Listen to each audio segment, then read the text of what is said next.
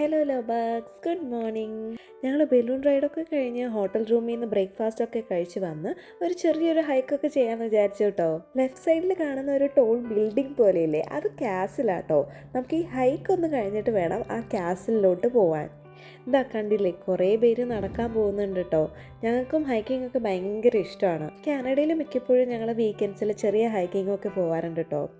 ദേ കണ്ടില്ലേ, എൽദോൻ ഇങ്ങനെയാണ്. എന്തെങ്കിലും ഒരു സാധനം കണ്ടാൽ എൽദോൻ അതങ്ങ് ചെന്നങ്ങ് എക്സ്പ്ലോർ ചെയ്യണം. ഇപ്പോൾ ഒരു ഗുഹ കണ്ടപ്പോൾ അതിൻ്റെ ഉള്ളിൽ എന്താണെന്ന് എൽദോന് പോയി നോക്കണം. സത്യം പറഞ്ഞ് ഈ ഹൈക്കിംഗ് എന്ന് വിചാരിച്ചപ്പോൾ ഞങ്ങൾ വിചാരിച്ചു ആ കൂടി 1 മണിക്കൂറിൽ നമുക്കൊരു പോയിന്റ് എത്താം, തിരിച്ചു വരാം, അങ്ങനെയാട്ടോ. പക്ഷേ ഇത് ഒരു ദിവസം എടുത്താൽ പോലും തീരില്ല എന്ന് ഞങ്ങൾക്കങ്ങ് മനസ്സിലായി തുടങ്ങിയപ്പോൾ തന്നെ. ഒന്ന് കണ്ണെറ്റിയാൽ മതി, എൽദോ അതേ കണ്ടില്ലേ, വീണ്ടും ഒരു ഗുഹയുടെ ഉള്ളിൽ എന്താ അതിനകത്തൊന്ന് പോയി നോക്കുവാട്ടോ. ചിലപ്പോൾ വല്ല നിധിയും കിട്ടിയാലോ എന്നായിരിക്കും അവൻ വിചാരിക്കണേ. ഈ പണ്ടത്തെ ഏൻഷ്യൻ്റ് ആൾക്കാരെയൊക്കെ സമ്മതിക്കണം കേട്ടോ. ഈ നമ്മുടെ പാറകളിൽ കല്ലിലൊക്കെ ഇങ്ങനെ കുത്തുപണിയൊക്കെ ചെയ്യാന്ന് പറയുമ്പോൾ അതിന് പ്രത്യേക കഴിവ് തന്നെ വേണം കേട്ടോ. ഓരോ സ്ഥലവും ഒരു കഥയാട്ടോ പറയുന്നത്. അതിന് ഓരോരോ വെറൈറ്റി ഉണ്ട്. ഇപ്പോൾ എല്ലാം നമുക്ക് കാണുമ്പോൾ ഒരേപോലെയാണെന്ന് തോന്നുവാണെങ്കിലും പക്ഷേ അതിനടുത്ത് കൂടെ ചെല്ലുമ്പോഴാട്ടോ അതിൻ്റെ ഒരു ഡിഫറൻസും അതിൻ്റെ സ്റ്റൈലിലൊരു ഡിഫറൻറ്റും എല്ലാ റോക്ക് സെയിം അല്ല അങ്ങനെ മനസ്സിലാവുന്നേ. ഇതിപ്പോൾ ഒക്ടോബർ മാസം ആയതുകൊണ്ട് ചെറിയൊരു തണുപ്പുണ്ട് കേട്ടോ. നിങ്ങളിപ്പോൾ നാട്ടിൽ നോക്കിയാൽ വരുന്നെങ്കിൽ ഒരു ജാക്കറ്റും ഹുഡിയും ഒക്കെ എടുത്തോളണേ. പക്ഷേ ഹൈക്കിംഗ് ഒക്കെ പോകുമ്പോൾ ഇതിൻ്റെ ഒട്ടും ആവശ്യമില്ല കേട്ടോ. കാരണം നമ്മളൊന്ന് നടക്കുമ്പോഴേക്കും നമ്മുടെ ബോഡി അങ്ങ് വാമപ്പ് ആവും. ഇതിനൊരു എൻഡ് പോയിൻ്റ് ഇല്ലയെന്ന് ഞങ്ങൾക്ക് ഏതാണ്ട് ഇവിടെ എത്തിയപ്പോഴേക്കും മനസ്സിലായി. കാരണം ഇനിയും കുറേ ഉണ്ട് കേട്ടോ. പിന്നെ ഡയറക്ഷൻ ഒന്നും എഴുതിയിട്ടില്ല അവിടെ. ഈ ഒരു ഗുഹയുടെ കിളിവാതിലൊക്കെ കണ്ടോ, എത്ര നന്നായിട്ടാണ് അവർ പണ്ടത്തെ ആൾക്കാരത് ചെയ്ത് വെച്ചേക്കണേന്നാണ്. ഹൈക്കിംഗ് ഒക്കെ കഴിഞ്ഞ് നമ്മൾ നേരെ ആ ഒരു കാസിൽ കണ്ടില്ലേ, ഉസ്സഷീർ കാസിൽ എന്നാട്ടോ അതിനെ പറയുന്നത്. അത് കാണാനാട്ടോ നമ്മളിപ്പോൾ വന്നിരിക്കുന്നത്. ഈ കാസിൽ കാണുമ്പോൾ തന്നെ നിങ്ങൾക്കൊരു വലിയൊരു രാജകൊട്ടാരം പോലെ തോന്നുന്നില്ലേ? സോ ബേസിക്കലി പറയപ്പെടുന്നത് ഇതൊരു ഹയസ്റ്റ് പീക്ക് ഓഫ് കപ്പഡോഷ്യ എന്നാട്ടോ. കാരണം ഇത് നമ്മൾ ടോപ്പിലെത്തിക്കഴിഞ്ഞാൽ 360 ഡിഗ്രിയിലെ വ്യൂ കിട്ടും. നമുക്ക് എല്ലാ വ്യൂ, ഹോൾ കപ്പഡോഷ്യയുടെ ഫുൾ 360 വ്യൂ കിട്ടും എന്നാട്ടോ. ഇവിടെ വണ്ടിയൊക്കെ കൊണ്ടുവന്നിട്ട് പാർക്ക് ചെയ്യാം കേട്ടോ. ഇവിടെ പാർക്ക് ചെയ്യണതിന് പാർക്കിംഗ് ഫീസ് ഉണ്ട്. കുറച്ച് ഒരു അപ്പുറം പാർക്ക് ചെയ്യുവാണെങ്കിൽ അവിടെ പാർക്കിംഗ് ഫീസ് ഇല്ല. ഇവിടെ മെയിൻ കപ്പഡോഷ്യയിലെ ഒരു പ്രോബ്ലം എന്ന് വെച്ചാൽ എല്ലായിടത്തും പാർക്കിംഗ് ഫീസ് ഉണ്ട്. അത് വളരെ നിസ്സാര രൂപയേ ഉള്ളൂ. പിന്നെ ഈ കാസിലോട്ട് എൻ്റർ ചെയ്യണമെങ്കിൽ ഒരു ഫീസ് പേ ചെയ്യണമായിരുന്നു. എനിക്ക് തോന്നുന്നു 20 CAD പെർ ഹെഡ് പേ ചെയ്തത്. ആദ്യം തന്നെ കാസിലിൻ്റെ ഉള്ളിലോട്ട് പോകുമ്പോൾ ഒരു കാസിലിൻ്റെ വൈബ് ഒക്കെ ഉണ്ട് കേട്ടോ. ആദ്യം തന്നെ നമുക്ക് ഇതിനകത്ത് കാണാൻ പറ്റുന്ന കുറേ ടണൽ റൂമും സീക്രട്ട് പാസേജസും വാട്ടർ സിസ്റ്റേണും അങ്ങനത്തെ കുറേ ഇങ്ങനെ സ്റ്റോറേജ് ഏരിയാസ് അങ്ങനത്തെ ഒക്കെ ഐറ്റമാട്ടോ കാണാൻ പറ്റുന്നത്. നിങ്ങൾക്ക് ഈ ലെഫ്റ്റ് റൈറ്റ് സൈഡിലൊക്കെ കണ്ടാൽ മനസ്സിലാവും ഈ കല്ലിൽ കൊത്തുപണിയൊക്കെ ചെയ്തിരിക്കുന്നത്. പണ്ടത്തെ ആൾക്കാർ ഉണ്ടാക്കി വെച്ച സാധനങ്ങളും അവർ യൂസ് ചെയ്തിരിക്കുന്ന കുറേ സാധനങ്ങളും ആട്ടോ ഇവിടെ ഡിസ്പ്ലേക്കൊക്കെ വെച്ചിരിക്കുന്നത്. ഞാൻ അധികം നിങ്ങളെ ഹിസ്റ്ററി പറഞ്ഞ് ബോറടിപ്പിക്കുന്നില്ല.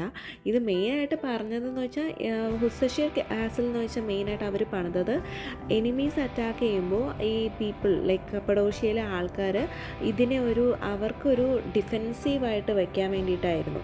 അവർ ഒളിച്ച് താമസിക്കാനും അവരെ പ്രൊട്ടക്റ്റ് ചെയ്യാൻ വേണ്ടിയിട്ടായിരുന്നു അന്നത്തെ ആൾക്കാർ ഇതൊന്ന് പണിതത്. കാരണം ഇതിനകത്തേക്ക് ഇപ്പോൾ റൂംസൊക്കെ നിങ്ങൾക്ക് കണ്ടാൽ മനസ്സിലാവും. കുറേ റൂംസൊക്കെ നമുക്ക് അങ്ങോട്ടും ഇങ്ങോട്ടും കണക്റ്റഡ് ആണ്. നമുക്ക് ഒരു ഗുഹയിൽ നിന്ന് അങ്ങോട്ടേക്ക് ചാടാം, അങ്ങനെയൊക്കെ പോകാൻ പറ്റും കേട്ടോ. പിന്നെ സ്റ്റെപ്സൊക്കെ ഉണ്ട്. പിന്നെ ഇത് കുറച്ചും കൂടി ഒരു ആസ്തറ്റിക് ആക്കാൻ വേണ്ടിയിട്ട് അവർ ലൈറ്റ് സെറ്റിങ്സ് ഒക്കെ വച്ചിട്ടുണ്ട്. അത് കാണുമ്പോൾ തന്നെ നല്ലൊരു ഭംഗിയും നല്ലൊരു വൈബും തരുന്നുണ്ട് കേട്ടോ. പിന്നെ മിക്ക ടൂറിസ്റ്റും ഇത് കാണാൻ വരുന്നത് തന്നെ ടോപ്പിലെത്തിയ 360 ഡിഗ്രി വ്യൂ കാണാൻ വേണ്ടിയിട്ടാട്ടോ. ഇത് ഞാൻ പറഞ്ഞില്ലേ, കേവ് ഒരു റൂമിൽ നിന്ന് മറ്റു റൂമിലോട്ട് എത്താൻ ഭയങ്കര എളുപ്പമാണ്. ഈ ടണൽ കഴിഞ്ഞാൽ നമുക്ക് ബാക്കി ഒരു റൂമിലും കയറാനുള്ള ആക്സസിബിലിറ്റി ഇല്ല കേട്ടോ. അത് കഴിഞ്ഞ നേരെ ഒരു സ്റ്റെയർ കേസാണ്. ആ സ്റ്റെയർ ഫുൾ കയറിയിട്ട് വേണം നമുക്ക് ടോപ്പിലെ പോയിന്റ് എത്താനായിട്ട്. അത് ഓൾമോസ്റ്റ് ഒരു 100 സ്റ്റെപ്സ് ഒക്കെ ഉണ്ട് കേട്ടോ. അത് എത്തണ വരെ നമുക്കൊരു ചെറിയൊരു ഡീവിയേഷൻസ് അതൊക്കെ കാണാം. പക്ഷെ ആ ഡീവിയേഷൻസ് കഴിഞ്ഞു. സത്യം പറഞ്ഞാൽ ഞങ്ങൾ ബലൂൺ റൈഡിലെ വ്യൂ കണ്ടിട്ടും ഈ വ്യൂ കണ്ടിട്ടും രണ്ടും തമ്മിൽ നല്ലൊരു വ്യത്യാസം തന്നെ ഉണ്ട് കേട്ടോ. എന്താണെന്ന് അറിഞ്ഞുകൂടാ, ഈ ഓരോ സ്ഥലത്ത് എത്തുമ്പോഴും ഓരോ വ്യൂ കാണുമ്പോഴും ആ ഓരോ വ്യൂവിനും വേറെ വ്യൂ പോയിൻറ്റും ആ നമ്മൾ കാഴ്ച ഒരു ഡിഫറെൻറ്റ് ഒരു വ്യൂ ആട്ടോ തരുന്നത്.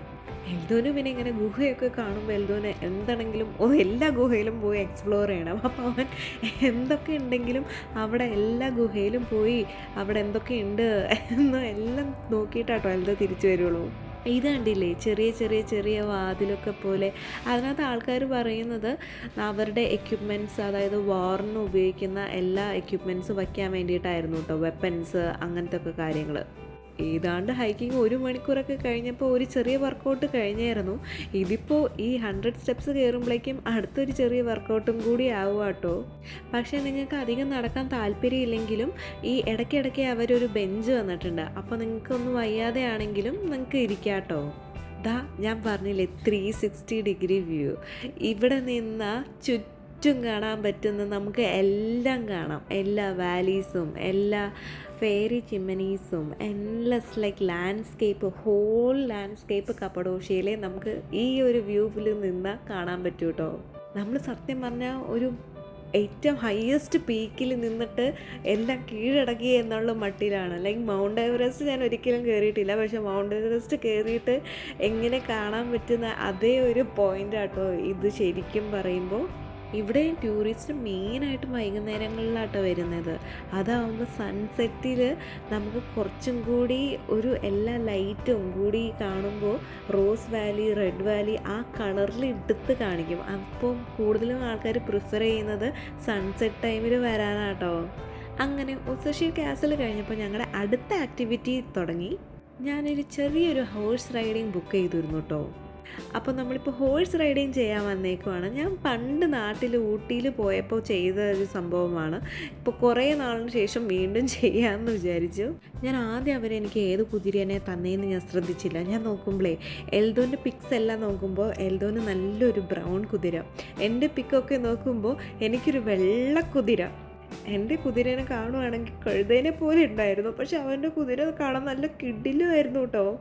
ഈ സത്യം പറഞ്ഞാൽ ഞങ്ങളുടെ ടൂർ ഗൈഡ് ഞങ്ങളോട് പറഞ്ഞതാട്ടോ, ഈ കപ്പഡോഷ്യയിലെ മെയിൻ ഒരു ബിഗ് പാർട്ടാണ് ഈ ഹോഴ്സസ് എന്ന്. ഈ കപ്പഡോഷ്യ എന്ന് വെച്ചൊരു പേർഷ്യൻ വേർഡാണ്. അതിൻ്റെ മീനിങ് എന്ന് വെച്ചാൽ ലാൻഡ് ഓഫ് ബ്യൂട്ടിഫുൾ ഹോഴ്സസ് എന്നാട്ടോ. ഈ ഹോഴ്സ് റൈഡിങ് ചെയ്ത് നമ്മൾ പാസ് ചെയ്യുന്നത് red Valley, rose Valley, love Valley, sword Valley, അങ്ങനെ മിക്ക വാലീസിലും നമ്മൾ പാസ് ചെയ്തുകൊണ്ടാട്ടോ പോകുന്നത്. ഇന്നലെ ATV റൈഡിലും ഏതാണ്ട് ഇങ്ങനത്തെ ഒക്കെ വാലിയിലാണ് വന്നത്, പക്ഷെ അത് വേറൊരു റൂട്ടായിരുന്നു. ഇത് വേറൊരു റൂട്ട് തന്നെയാട്ടോ അവരെടുക്കുന്നത്. അപ്പോൾ നമുക്ക് എല്ലാം സെയിം ആക്ടിവിറ്റി ചെയ്തു എന്നും തോന്നുന്നില്ല, ഡിഫറെൻ്റ് ഒരു റൂട്ടായതുകൊണ്ടും. പിന്നെ ഞാൻ പറഞ്ഞതുപോലെ തന്നെ നമ്മൾ വേറെ വേറെ ഏതൊരു പോയിൻ്റ് എടുത്താലും നമ്മൾ വീണ്ടും ആ ഒരു സാധനം തന്നെ കാണുമ്പോൾ, ഒരു ചിമ്മനി കാണുമ്പോൾ നമുക്കത് വേറൊരു പുതിയ രീതി തന്നെയായിട്ട് തോന്നുക. പിന്നെ സത്യം പറയാലോ, ഇത് എത്ര കണ്ടാലും മതിയാവില്ല, അത്രയ്ക്കും ഭംഗിയുണ്ട് കേട്ടോ ഇത് നേരിട്ട് കാണുമ്പോൾ.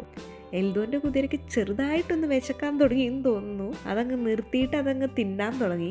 അത് കണ്ടിട്ട് എൻ്റെ കുതിരയും തിന്നാൻ തുടങ്ങി കേട്ടോ. ATV റൈഡിൽ സ്പീഡിൽ പോകാൻ പറ്റുമോ എന്ന് ചോദിച്ച പോലെ ഭാഗ്യം എൽദോ ഇതിനകത്ത് സ്പീഡിൽ പോകാൻ പറ്റുമോ എന്ന് ചോദിച്ചിട്ടില്ല. ഞാൻ വിചാരിച്ചു എൽദോ ഓടി ചാടി പോകുന്നതാണ്, പക്ഷേ ഇപ്പോൾ എൽദോ എൻ്റെ പുറകെ വന്നിട്ടുണ്ട്. അങ്ങനെ നമ്മൾ നൈസായിട്ട് എൽദോനെ അങ്ങ് വെട്ടിച്ചു ഗൈസ്. പിന്നെ കുതിരേനെ ഓടിക്കാനൊന്നും ആർക്കും പേടിയുണ്ടാവുമെന്ന് എനിക്ക് തോന്നണില്ല. ഉണ്ടോ നിങ്ങൾക്ക് ആർക്കെങ്കിലും പേടിയുണ്ടോ കുതിരേനെ? ഈ കുതിരകൾ ഭയങ്കര വെൽ ട്രെയിൻഡ് ആട്ടോ. എന്താണ് ഭയങ്കര കാമും. അവർ ഈ ടെറൈനിന് അവർ യൂസ്ഡ് ടു ആണ്.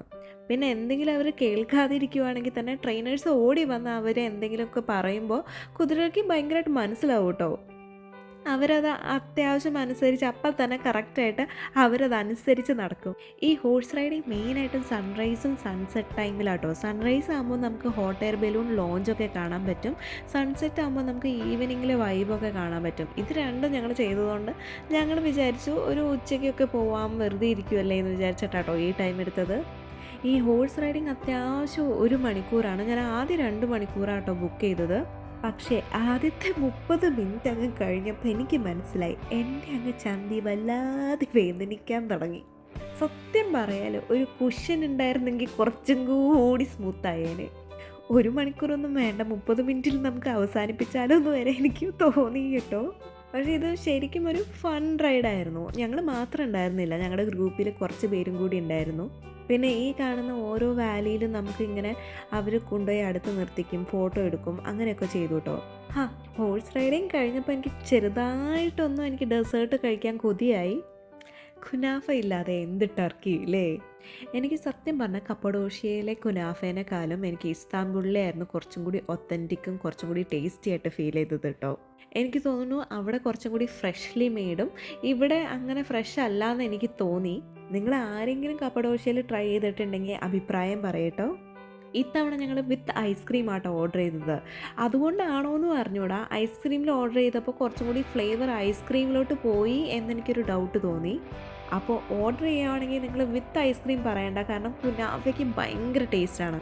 അതിൻ്റെ ഫ്ലേവർ ആസ്വദിക്കാൻ പറ്റിയില്ല എനിക്ക് ഐസ്ക്രീം ഉള്ളതുകൊണ്ട്. ഒന്നെങ്കിൽ ഞാൻ ഐസ്ക്രീം നേരത്തെ തിന്ന് തീർക്കണമായിരുന്നു. പക്ഷേ എല്ലാവർക്കും ഒരു അമ്പളി പറ്റും അല്ലേ? ഐസ്ക്രീമൊക്കെ തിന്ന് കഴിഞ്ഞിട്ട് ഞങ്ങൾ വിചാരിച്ച ഒരു ചെറിയൊരു സൺസെറ്റ് വ്യൂ ഒക്കെ കാണാൻ പോയാലോ എന്ന്. ഇന്നിനിപ്പോൾ ഒരു പരിപാടി ഇല്ലാത്തതുകൊണ്ട് ഓക്കെ ഫൈൻ എന്നാൽ പോയേക്കാന്നും വിചാരിച്ചു. അങ്ങനെ ഞങ്ങൾ ചുമ്മാ ഓരോ ലൊക്കേഷനും എടുത്ത് പോവാട്ടോ. റോസ് വാലിയിൽ പോവാമെന്ന് വിചാരിച്ചു. അതാകുമ്പോൾ സൺസെറ്റിൽ ഹോൾ ലൈക്ക് റോസ് കളറിലെ വ്യൂ കാണാമെന്ന് വിചാരിച്ചു കേട്ടോ. ഇവിടുത്തെ റോഡ് കണ്ടോ എന്ത് രസമല്ലേ, നല്ല ക്ലീനും എല്ലാം വൃത്തിയുണ്ട്. പക്ഷേ ഒറ്റൊരു പ്രശ്നമേ ഉള്ളൂ, പബ്ലിക് ട്രാൻസ്പോർട്ട് ഇല്ല കേട്ടോ, ബസ്സില്ല. ഇപ്പോൾ നമുക്ക് ഈ റോസ് വാലിയിൽ പോകണമെന്നുണ്ടെങ്കിൽ നമുക്ക് ടാക്സി വിളിക്കേണ്ടി വരും. ടാക്സിക്കാണെങ്കിൽ നമ്മൾ ഇരട്ടി ചാർജ്, അവർ പറയുന്ന ചാർജ് നമ്മളങ്ങ് കൊടുക്കണം. പിന്നെ ഇവിടുത്തെ മിക്ക ആൾക്കാർക്കും കാർ ഉണ്ടാവും, അല്ലെങ്കിൽ അവർ ഷെയർഡ് കാറായിട്ട് യൂസ് ചെയ്യുക. ഒരു വാൻ ഉണ്ടാവും അല്ലെങ്കിൽ ഷട്ടിൽ ബസ് ഉണ്ടാവും, അതായിരിക്കും കേട്ടോ അവർ യൂസ് ചെയ്യുന്നത്.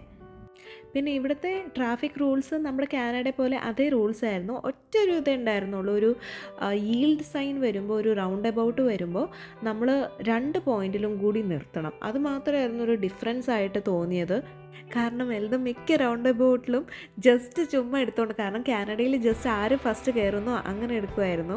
അപ്പോൾ ഫസ്റ്റത്തെ സിഗ്നൽ കിട്ടുമ്പോൾ തന്നെ ഒന്നും നോക്കാതെ വീണ്ടും റൗണ്ടിലോട്ട് അങ്ങ് എത്തും. പിന്നെയാണ് ഞങ്ങൾക്ക് മനസ്സിലായത് ഓക്കെ അങ്ങനെയല്ല, ഇവിടെ വീണ്ടും ഇങ്ങനെ റൗണ്ടിൽ വന്നിട്ട് വീണ്ടും നമ്മൾ നിർത്തണം, അവിടെ സിഗ്നൽ ആകുമ്പോഴേക്കേ നമ്മൾ പോകാൻ പറ്റുള്ളൂ എന്നാട്ടോ. അത്യാവശ്യം ഇവിടെ വണ്ടികളെല്ലാവരും റൂൾസ് പാലിച്ചാട്ടോ ഒന്ന് പോകുന്നത്, നമ്മുടെ നാട്ടിൽ പോലെയല്ല. ഏതാണ്ട് ഞാൻ പറഞ്ഞ വാലിയിലെത്തി. ഇത് കാണാൻ തന്നെ നല്ല ഭംഗിയില്ലേ, ഈ റോഡും ആ സൈഡിലുള്ള ചെടികളും എല്ലാം. ഇപ്പോൾ കണ്ടില്ലേ, ഈ ഒരു സൺസെറ്റ് പോയിൻ്റ് ആയപ്പോഴേക്കും ആ ഒരു ഏരിയ റെഡ് കളറിൽ വന്നേക്കണേ. അങ്ങനെയാട്ടോ, സൺസെറ്റ് ആകുമ്പോൾ കുറച്ചും കൂടി നമുക്ക് കളർ ഇട്ടിട്ടങ്ങ് കാണിക്കും എല്ലാത്തിൻ്റെയും. ഭയങ്കര രസം അത് കാണാനായിട്ട് തന്നെ. ഞാനിപ്പോൾ ഏറ്റവും കൂടുതൽ മിസ് ചെയ്യുന്ന ഈ ഒരു വ്യൂവും ഈ ഒരു കാഴ്ചകളൊക്കെ ആട്ടോ. പക്ഷേ എൻ്റെ കയ്യിൽ വീഡിയോ ഉള്ളതുകൊണ്ട് ഇതിപ്പോൾ കണ്ട് എനിക്ക് ആസ്വദിക്കാം. ഞാൻ ഒരിക്കലും മറക്കില്ല. നിങ്ങൾക്ക് എല്ലാവർക്കും എങ്ങനെയാണ്, ഒരു മൊമെൻറ്റ് ജസ്റ്റ് അത് ഫീൽ ചെയ്ത് അതങ്ങ് പിന്നെ മറക്കുക എന്നാണോ, അല്ല ഒരു ക്യാപ്ചർ ചെയ്തിട്ട് പ്ലസ് ഫീൽ ചെയ്യുക അങ്ങനെയാണോ നിങ്ങൾ? ഞാൻ രണ്ടാമത്തെ പറഞ്ഞതിലാട്ടോ, എനിക്ക് ക്യാപ്ചറും ചെയ്യണം പ്ലസ് ഫീലും ചെയ്യണം. അതാകുമ്പോൾ ഞാൻ വീണ്ടും തിരിച്ച് ആ വീഡിയോ നോക്കുമ്പോൾ എനിക്ക് ആ മൊമെൻറ്റ് റിയലൈസ് ചെയ്യാൻ പറ്റും. ഞാൻ ഇങ്ങനെയൊക്കെ ചെയ്തുല്ലോ, ഞാൻ ഇതൊക്കെ കാണിച്ചുല്ലോ, ഇങ്ങനെയായിരുന്നല്ലോ ഞങ്ങൾ ആ ടൈമിൽ എന്നെനിക്ക് ഓർക്കാൻ പറ്റണം കേട്ടോ. കപ്പഡോഷ്യയിൽ മെയിനായിട്ട് ഈ ഒരു വ്യൂ ആട്ടോ, sunset view. Plus like sunrise വ്യൂവിൽ ബലൂൺസ് ആണ്, പക്ഷേ സൺസെറ്റ് വ്യൂ എന്ന് വെച്ചാൽ ഒരു ഗോൾഡൻ അവറും ആ ഒരു ഷെയ്ഡ്സ്, ഡിഫറെൻറ്റ് ഷെയ്ഡ്സ് ഒക്കെ കാണാൻ പറ്റും. ലവ് വാലിയിലും ഞങ്ങൾ നോക്കുമ്പോൾ ചിമ്മനീസും എല്ലാം ഒരു വേറെ കളറിൽ എന്ത് ഭംഗിയായിരുന്നു കാണാൻ. അങ്ങനെ ഏതാണ്ട് രാത്രിയിലെ വൈബ് നിങ്ങൾ കണ്ടിട്ടില്ലല്ലോ. രാത്രിയിലെ വൈബ് ഇങ്ങനെയാട്ടോ, അത് എല്ലാ ക്യാസിലും ലൈറ്റ് വെച്ചിട്ടുണ്ട് ഇവർ. അപ്പോൾ രാത്രി ഫുൾ ബ്രൈറ്റ് ലൈറ്റ്സ് ആയിട്ട് തിളങ്ങിയിരിക്കും ഇതൊക്കെ കാണുമ്പോൾ. പ്ലസ് അതിൻ്റെ കൂടെയൊക്കെ നടക്കാനൊക്കെ പറ്റും കേട്ടോ. മിക്ക കേവിലും അവർ ചെറിയ ലൈറ്റൊക്കെ കൊടുത്തിട്ടുണ്ട്. അത് കാണുമ്പോൾ തന്നെ ഭയങ്കര അടിപൊളിയാട്ടോ ഈ വ്യൂ ഒക്കെ. നമ്മൾ രാവിലെ പോയ ഉസഷിർ ക്യാസിലില്ലേ, അതാട്ടോ ഈ ക്യാസിൽ. അപ്പോൾ ഇനിയിപ്പോൾ രാത്രിയൊക്കെ ആയില്ലേ, എല്ലാവർക്കും ഇനി ഉറങ്ങാനൊക്കെ പോകണ്ടേ. ഇനി വീണ്ടും കാണാട്ടോ, നമുക്ക് പെട്ടെന്ന് തന്നെ വീണ്ടും കാണാം. I hope you guys enjoyed the video. Thank you for watching my video. Have a great day.